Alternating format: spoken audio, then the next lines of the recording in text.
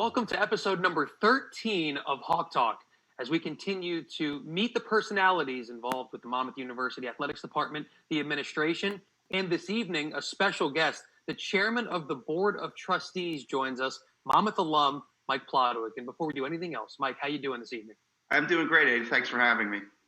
Oh, it's an absolute pleasure to be able to talk to you, and we get to talk to the coaches. We had the pleasure of talking to President Lehigh and Dr. MacNeil, but I think, and I know I'm one of the people very interested in the board process, because the Board of Trustees is a group that not a lot of people know about, but that do a ton of work and very important work. And I know we're excited to kind of have you peel it back just a little bit tonight.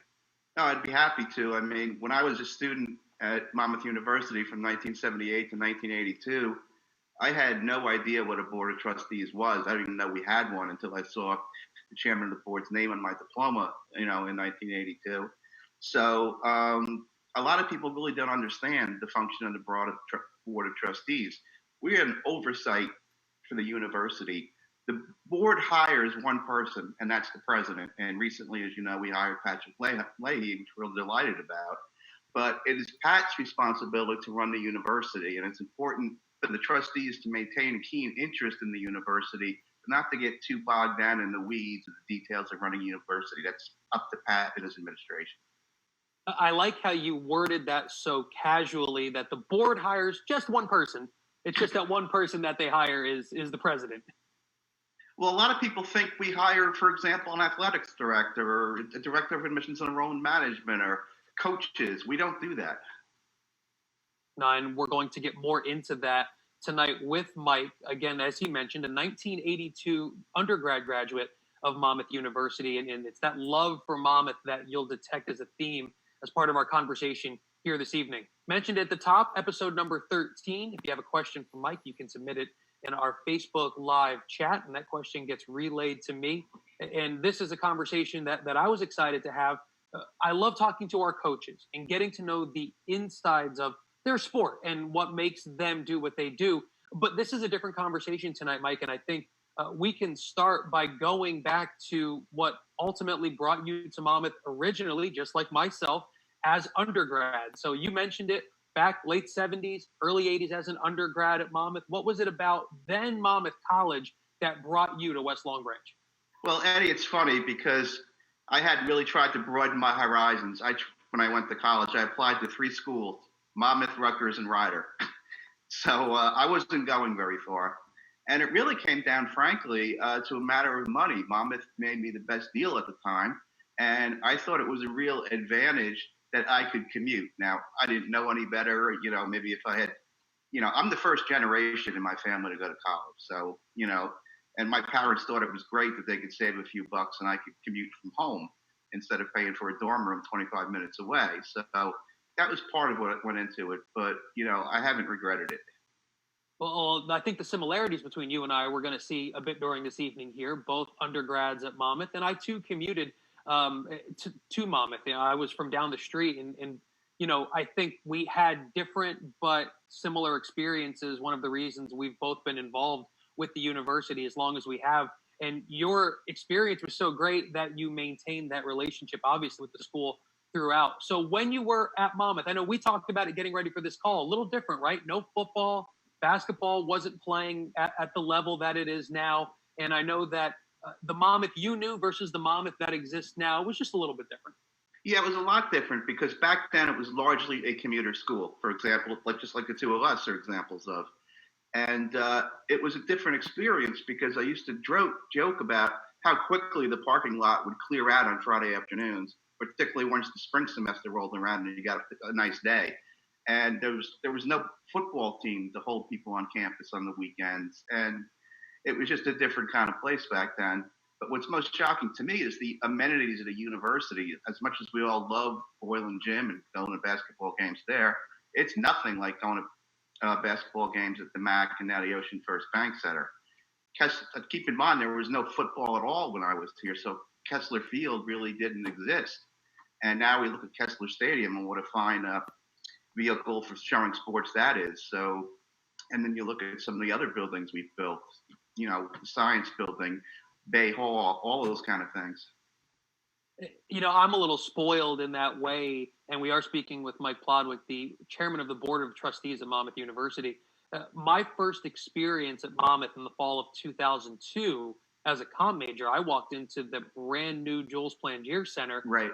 and I'm walking around going, "This is great. This is where I went. I chose to go to school." And I think you make a good point. Whether it's athletics, whether it's academics, one of the themes I think that unites Monmouth alums is whenever they come back or you come back, there's always something new on campus. There's always a brand new building. There's something to brag about from kind of generation to generation. And I think that's something that's unique, that every year things seem to get better and facilities seem to improve. That is true. But it's funny. I mean, at Monmouth, I mean, if you get academics a little bit, I was an accounting major with a finance minor. I hated accounting. I don't know why I picked it as a major. It was just boring, to be quite honest. But then when I went into the finance minor, I took a few Wall Street oriented classes and figured out perhaps I could get to Wall Street someday. So I started looking around at graduate schools somewhat locally that I could take more of a finance oriented MBA and work that. So there were two schools that had those options to me to do straight through. They had 3 trimesters, so you finished in a year. And those were Pitt and Lehigh. And my uncle lives out in Pittsburgh, so my mother and I took a drive out there and visited Pittsburgh. And I had only visited my uncle at his house in suburban Pittsburgh and had been to Three Rivers Stadium a couple of times when for Steelers games. But I had never really seen downtown Pittsburgh and hadn't really realized how urban a school it was. And for a suburban kid like me from Monmouth County, that was just a little bit overwhelming. And I like the atmosphere, for me personally, at Lehigh, just a little bit better. So I have to ask you now, Steelers fan or are you a local football fan? Giants for football. Sort of an honorary Green Bay Packer fan because we do own a vacation house in central Wisconsin. I have been to Lambeau Field to see the Packers a few times. And if anybody wants something really cool to do on their bucket list, go see a football game at Lambeau Field. Well, we can add the similarities to the list because you and I are Giants fans. I'll say recently suffering Giants fans, but it's a pretty good team to root for. Our producer, Gary, he's a Giants fan too. So that's something the next time the three of us are together, we can discuss. Right. Well, one of my favorite dates at the Blue and White Club before a basketball game, was when you had Otis Anderson from the Giants in to speak, and he was just such an entertaining guy. What a great, full of life personality. That was probably my favorite Blue and White Club day. Well, I'm gonna go ahead and agree with you on that, and it really is remarkable. Our colleague on the other side of campus, Tara Peters, did a great job formulating a relationship with the Giants, and guys like me and you get the benefit of that because we've met Otis Anderson this past year, David Deal, Leonard Marshall. Yeah, it's been a really cool relationship. But I'm with you. The Otis Anderson night, talking to the Blue White Club, that was a tremendous experience, and one of those things that thankfully the university can offer those who support the school. And it was a jam-packed house up in the Blue White Club that night. Yeah, my favorite Otis story that night was during the Giants-Bills Super Bowl when he ran over that guy and gave him the forearm shiver in a key running play in the second half. Yeah, that's a play. If you're a Giants fan, I've had that burned in my memory watching highlight tapes back since I was about 8 or 9 years old. So I'm with you on that. The questions for Mike Plodwick are coming in, and as we get those questions, Mike, you were explaining how you ultimately got into the career that you chose, and that's significant because what led Mike onto the board of trustees before that, and the prelude to that, your first act, if you will, was a long and successful career on Wall Street. So you go from grad school to Wall Street, and how and when you were there, you were there at the height of what was going on. How was the experience on Wall Street? Well, my timing was great because I got to Wall Street in September 12th, 1983, and the bull market of the 80s was just starting then. So it was a good time to get in. I started at a very low-level position at a firm called E.F. Hutton, which the older viewers on this know exactly what I'm talking about, and the younger viewers have no idea what I'm talking about. But it was a great place to start, and the connection there was the retired president of E.F. Hutton was a Lehigh grad. So Lehigh had a great pipeline into certain of the Wall Street firms. And but then after that, merger mania on Wall Street started, and I wound up working for a number of different firms, sometimes by choice, sometimes not by choice. When your firm gets bought by somebody else, they either keep you or they merge you out of existence. So, I've had a little bit of both happen to me, but for the most part, I've come out ahead on those, and I'm very grateful for that. We do have a question coming in, and it is for Mike, and it comes from one of the regular contributors to our Hawk Talk series, and Lynn, who's in Jackson. Mike has a question. Let's now shift our focus back to the university, wanting to get your take, your thoughts on the job that Dr. Marilyn MacNeil has done in her time at Monmouth and some of the things she's done to grow the athletics department and then in line with that, help the university. Yeah, I mean, Marilyn, as I think Pat Leahy pointed out in his podcast with you, is a legend. One of the longest tenured female athletic directors in the country, if not the longest.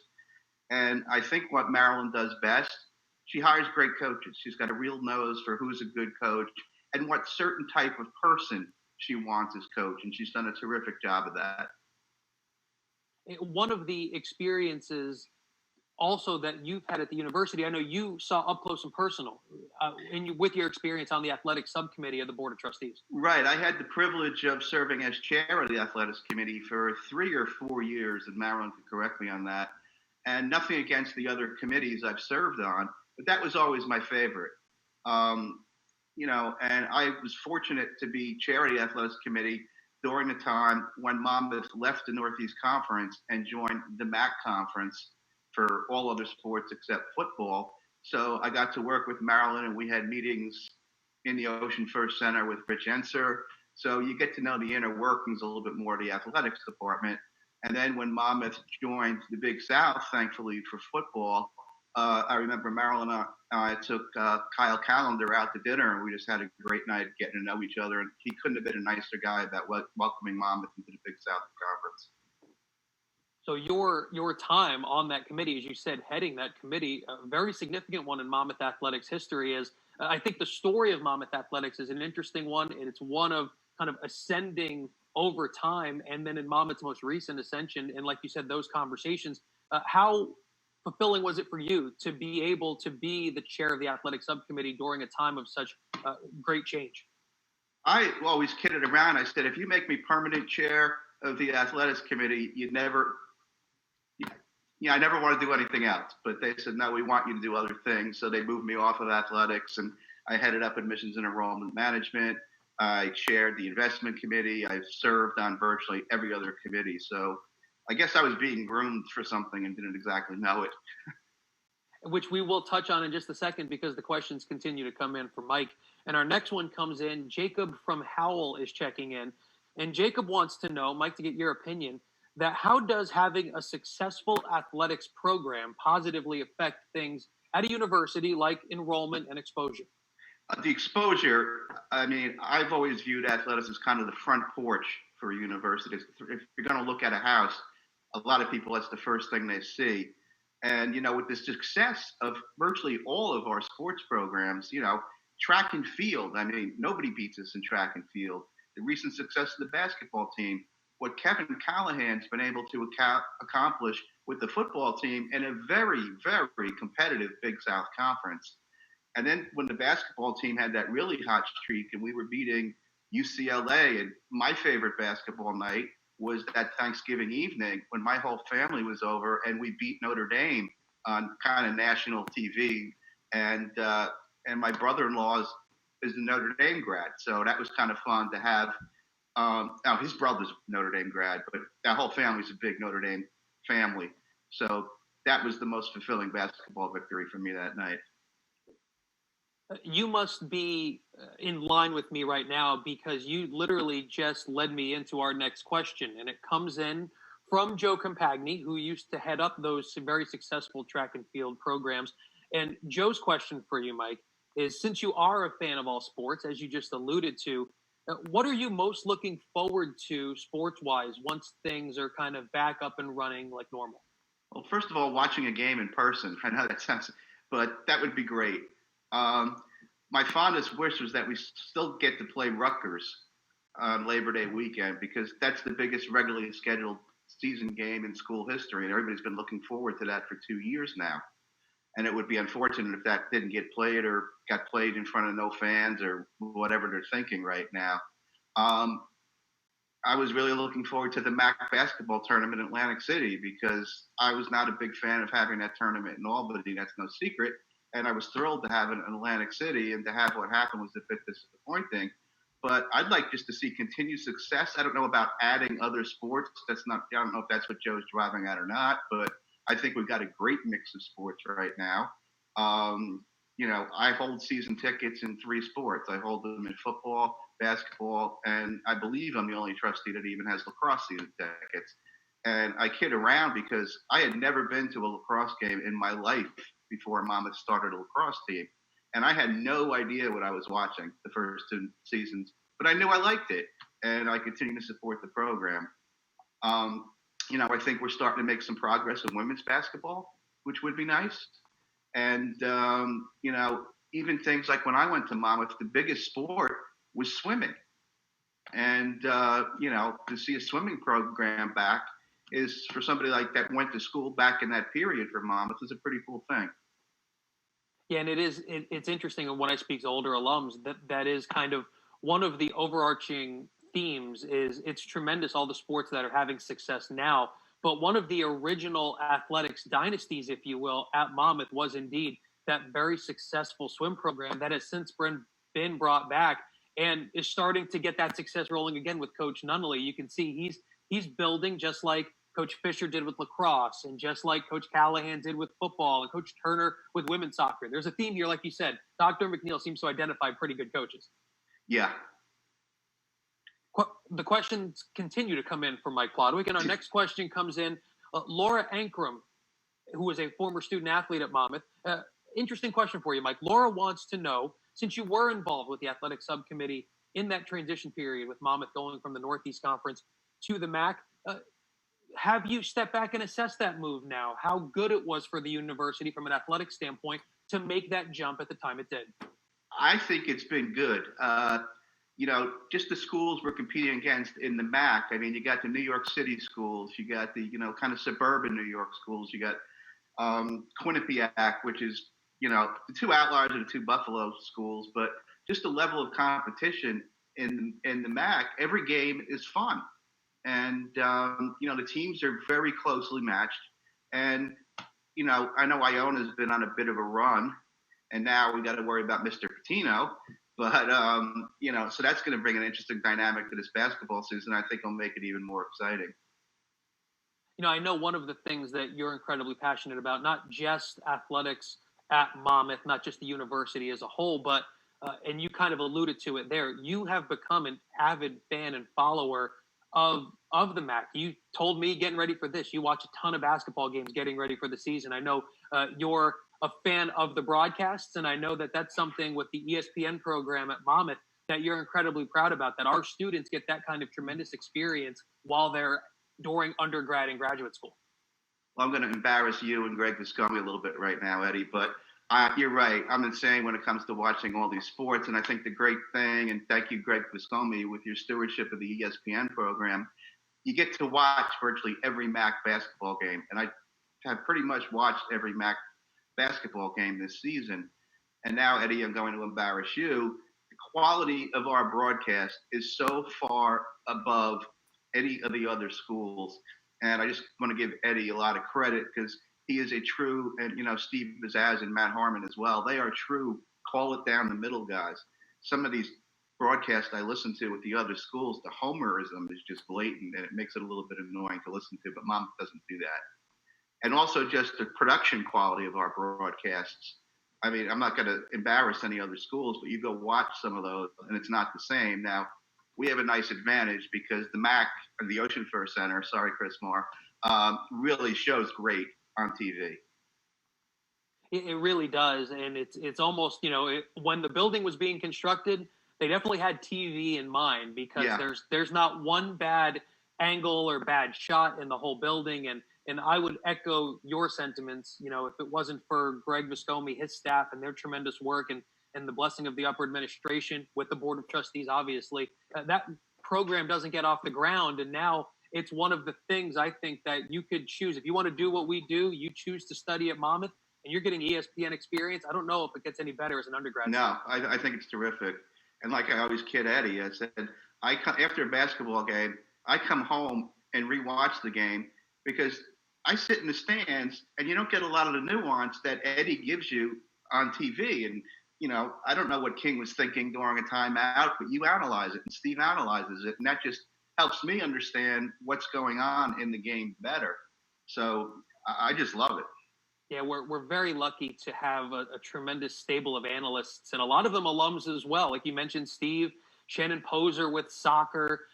There's Leo Barbalenardo, who was a great baseball player. He does baseball games with us. So it has been a great way to get everyone involved, and we do appreciate the kind words. That's one of the things, too. I know in the back of my mind that you go back and watch those games. So I have to, I know our preparation's up. We make sure that we do a good job because we know that people do that, and we do appreciate it. The question now comes in, and the next one comes in. Ruth from Morris County is checking in. And as much as you're allowed to comment on this, Mike, please do so with some of the conversation we had earlier and the great facilities that Monmouth has had over the years and some of the improvements that have been made. As you look around campus now, what are kind of maybe the next wave of facility improvements that you'd like to see? A member of my class of 1982, I'm not going to name his name, but was on the swim team. And I think everybody involved in the swim program would maybe like to see that facility improve. But, I know we got plans for, a golf house and some other things. So, I can't think of anything major we need to improve right now. I mean, maybe some artificial turf here and there for baseball fields or things like that. And I think some of those things may or may not be in the works, but I think we're moving in the right direction on that.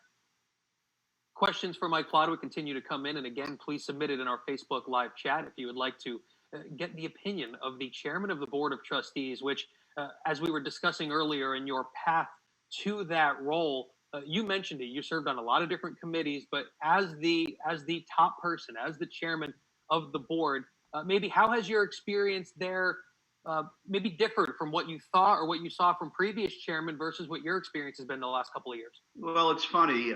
Before I took over as chairman of the board, my predecessor, Henry Mercer, who I know you all know, kind of pulled me aside and said, Mike, you think you know what you're getting into, but until you sit in that chair, you don't. Because, I love our group of trustees. I honestly do. But there's 36 very successful and, might I add, opinionated people. And they got to be trustees because they are successful and opinionated. And we do value their opinion. But again, I guess it's my job to kind of, manage that as best I can because everybody's got great ideas, but, we can't take all of them. And, I got to kind of, sometimes I have to smooth things over, I admit it, but that comes with the territory and it doesn't bother me. And how much of your work experience on Wall Street then did you bring into the role on the Board of Trustees? You mentioned it, different opinions in the room and sometimes Right. can get passionate conversation. So how do those two kind of stack up?